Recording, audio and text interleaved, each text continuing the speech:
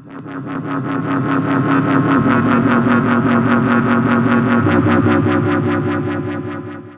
thoughts on modern games? Modern games are just the extended expression of the old classics. The old classics seem to come out with a lot of the fundamental principles and forms of gameplay that a lot of the modern games are built upon.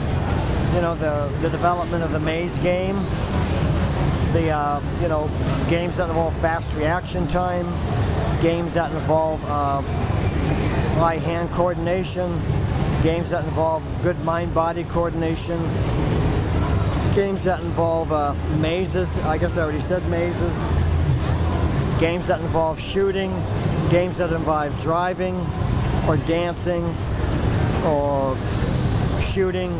So it's amazing all the different formats, all the different principles of gameplay that were initiated decades ago, and most of those modern games all seem to build on what was already put into play decades before. So what's interesting today is that the modern games benefit from tremendously advanced technology, so that the cyberspace that a person plays in is big enough and strong enough to embrace more and more people, so that you can be in there in real space-time, be playing against not just one other person. In the old days, you'd just be playing against the computer. And now you could play against one person, 10 person, or even be part of a huge landscape that involves maybe thousands and thousands of people playing and competing against each other. So that's one of the biggest miracles of modern games, that technology has expanded the cyberspace, which makes the gameplay a communal, actually a communal experience.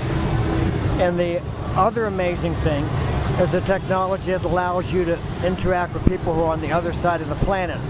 The interconnectivity, the intranet, or the internet allows you to play with people no matter where they are in the world. So that's pretty phenomenal. But on top of that, not only is the technology amazing in the modern time, that money, the industrialization of the esports has now happened, where the financing is so big and so glamorous and so all-encompassing that it's possible for major level sponsors to come in and support lots and lots and lots of leagues and teams and stuff like that, so that esports now is blossoming into something as big as normal everyday athletic sports like the NFL, NBA, what have you. And that's why, not surprisingly, that most of these professional sports teams in baseball, football, hockey, and tennis are developing esports corollaries who actually go on the road with them, and when their normal sports team goes to another arena to play another NFL team or another NBA team, they will have an esports team there with them competing against that other esports team that they're going to visit. Is that okay for a start? Absolutely. And how do you feel becoming a pop cultural figure, having your image used in movies like Wreck-It Ralph? In Wreck-It Ralph, somehow I managed to become a Disney character, Mr. Litwack. It's kind of funny, they have my name there. Litwack is Walt, you know, slightly misspelled.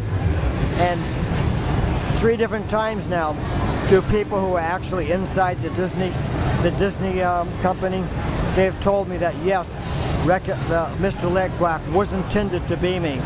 So I was very honored and flattered that they made me into a Disney character called Mr. Litwack and put me in a wonderful movie like Wreck-It Ralph.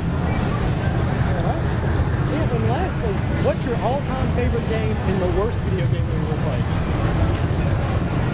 It's hard to say what the worst game is, because there's thousands and thousands of games that I just don't have a clear handle on how to play, or I don't even enjoy them. So maybe they all together are my worst game.